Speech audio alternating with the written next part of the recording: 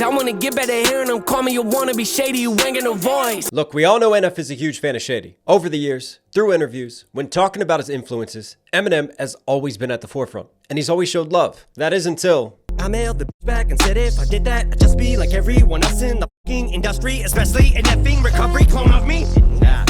And for those still in denial, let's not get this twisted. The whole Kamikaze album was about Eminem firing shots, whether it was at Joe Budden, Tyler the Creator, MGK, and countless other artists that he had issues with at the time. And I feel like if there wasn't so many disses being thrown out there on that album, so many just side quests and other headlines, these lines would get a lot more focus and attention. Because let's face it, you can dress it up how you want it, but Eminem is a clever writer. He's known for his double, his triple, his even quadruple entendres. He knows how to layer things, to put in details, to set up punchlines. And this is one of those. I mean, going into this bar, he's cursing. He says fucking.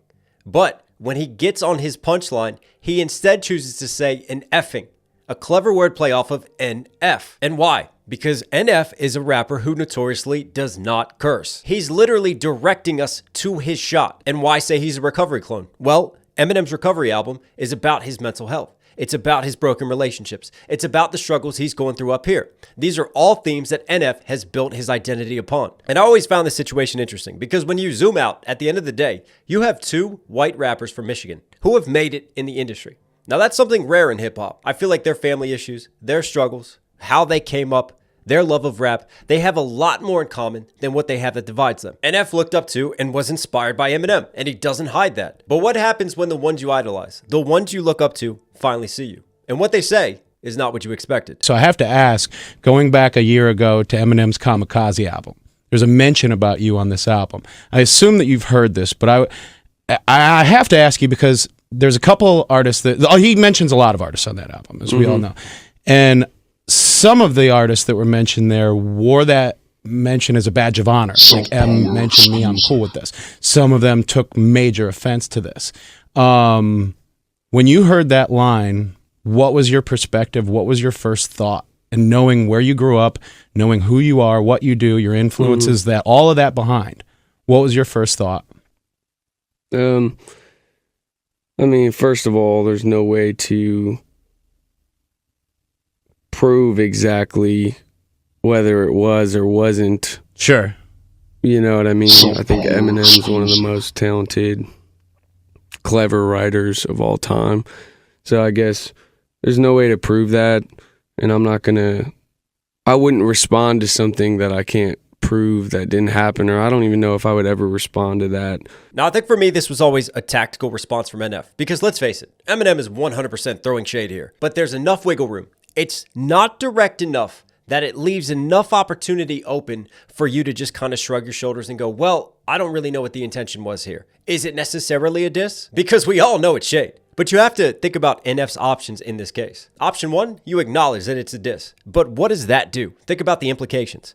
NF knows that by saying that, acknowledging that, all of a sudden, all the conversation, all the discourse, all the narratives change. There becomes so much attention now on Eminem versus NF. And what is NF going to do? And it just continues to build pressure, and the fans start to expect some type of response from NF. And we saw another white rapper take this route. MGK went down this road. He used to look up to, he used to idolize Eminem. He learned a lot from him, and then he got involved in a battle. And ever since then, even to this day, he is still dealing with the backlash of that diss track, of that battle and that beef. And honestly, I don't think it aligns with NF's ethos. If you look at what he stands for, he's always been an artist who's focused on just that, his art.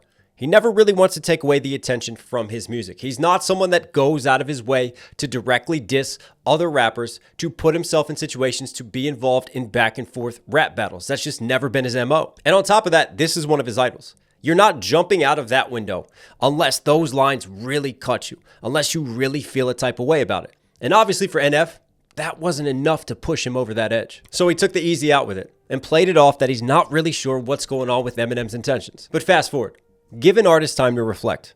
Give an artist time to marinate on a situation. And sooner or later, it's gonna come out in their music. And we get this. Oh yeah, would've gave anything to be respected by the artists I was listening to. But not no more, them days of history. Skip the red carpet, you looking for me, oh God. Now, is this an Eminem shot, or are we conveniently fitting it into this puzzle? What I will say is, at the time when this dropped, this got a lot of attention. This got a lot of people immediately pointing the finger and going, this feels like this is an Eminem response. And it definitely makes sense. Who was an artist that NF came up listening to? Who was someone that at his time of coming up, he would love to have respect from, love to get a shout out from?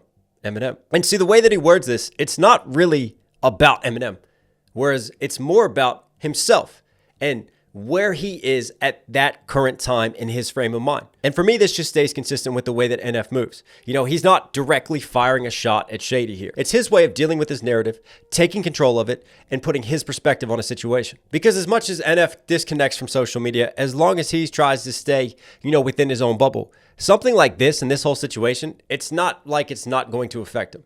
It's not going to just be ignored. This is something that at some point he's thought about and he's turned over in his head. I mean, look at the recent Fear EP. He even mentions the Shady comparisons and take me back to those days. But when you look at Motto and you look at this Fear project, I think it becomes more and more clear that this is not the type of noise that Nate wants to entertain. He's continued to grow and mature as an artist and to build his own lane. And over the years, he has really developed his sound that is unique to him and his style. And he wants that focus to remain on who he is as an artist. And those lines reinforce that. It's not about trying to receive pats on the back from other artists. It's really about him keeping the focus on where it matters most to Nate, within the music. And honestly, over the years, I feel like Nate's greatest enemy is not other rappers. It's not other people. It's always the man in the mirror. His greatest battle and his greatest challenge always comes from within and dealing with himself. And he's his own biggest critic. So for him, it's always a fight and a definition of who he is and what does his art stand for. And look, as much as NF has changed over the years, the same can be said for Eminem. But one thing I will say is that he has had no problems bringing up past beefs, past issues. I mean, look at the last album that he dropped. He's still firing shots at MGK. He's still talking about Benzino, talking about Ja Rule, talking about old enemies. If you look up the definition of petty in the dictionary, Eminem's face will be right next to it. And what I mean by that is he is a rapper who will latch on and he will never, ever let go and let you know that. So if Eminem truly had an issue deep down with Nate, if he truly felt a type of way about it, we, the listeners, would also know about that. Because honestly, we'd still be hearing about it. And I think from Eminem's side, it was just a moment. He put it on the track and it's come and it's gone. And that's where it's left. But what do you guys think? Is this a storyline that's finished? Do you see a world where we maybe one day get an NF diss on Eminem or even just a more direct response? Let me know down below. And yeah, I hope you guys enjoyed that. Obviously on the back of NF's Fear EP, it was those